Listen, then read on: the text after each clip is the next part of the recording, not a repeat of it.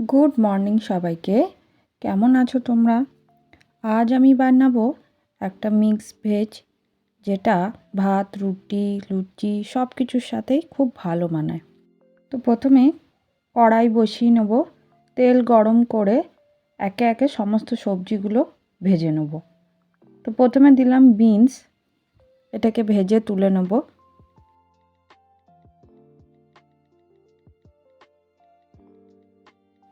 এবার দিয়ে দিলাম আলু, যেটা ডুমো ডুমো করে কাটা। এটাকেও সামান্য একটু ভেজে তুলে নেব। সবজিগুলো সবই সিঙ্গেল সিঙ্গেল ভাজবেন। এবার গাজর দিয়ে দিলাম। গাজর খুব বেশি ভাজবো না, এর পুষ্টিগুণটা নয়তো নষ্ট হয়ে যায়। অল্প করে ভেজে তুলে নেব। এরপরে দেব ফুলকপি। ফুলকপিগুলো মোটামুটি লাল করে ভেজে তুলে নেব। কোনো সবজিতেই নুন কিংবা হলুদ দিইনি, আপনারা চাইলে দিতে পারেন।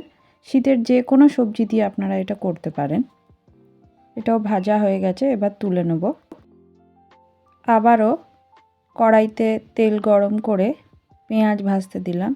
এখানে একটাই পেঁয়াজ নিয়েছি, বেশি পেঁয়াজ নিইনি।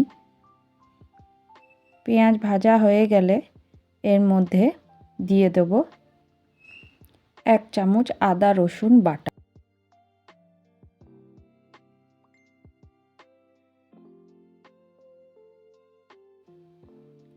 পেঁয়াজ আদা রসুনটা লাল করে ভাজা হয়ে গেছে।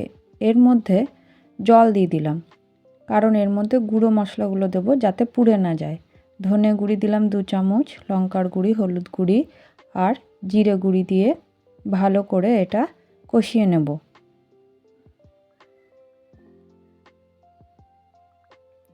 এরপরে দিয়ে দেব কিউব করে কেটে রাখা টমেটো। এবার এর মধ্যে দিয়ে দেব 1 চামচ পরিমাণ মতো নুন। তো এটা আর বেশিক্ষণ কষাবো না, দিয়েই সবজিগুলো সমস্ত দিয়ে দেব।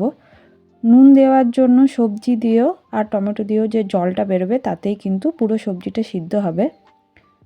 মটরশুঁটি, গরম মশলা আর সামান্য কসুরি মেথি দিয়ে এটা ঢেকে ঢেকে চেপে চেপে রান্না করতে হবে।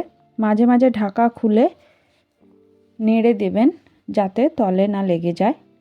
কড়াইয়ের তল যেন ঠিক থাকে, পুড়ে না যায়, তাহলেই রেডি হয়ে যাবে। আমাদের মিক্স ভেজিটেবল রেসিপিটি কমপ্লিট। ভাত, রুটি, নান, পরোটা সব দিয়ে এই সবজিটা ভীষণ ভালো লাগে, এমনকি ফ্রাইড রাইসেও খুব ভালো লাগে। রেসিপিটি পছন্দ হলে ঘরে অবশ্যই একবার ট্রাই করবেন এবং লাইক অ্যান্ড সাবস্ক্রাইব তো অবশ্যই করবেন।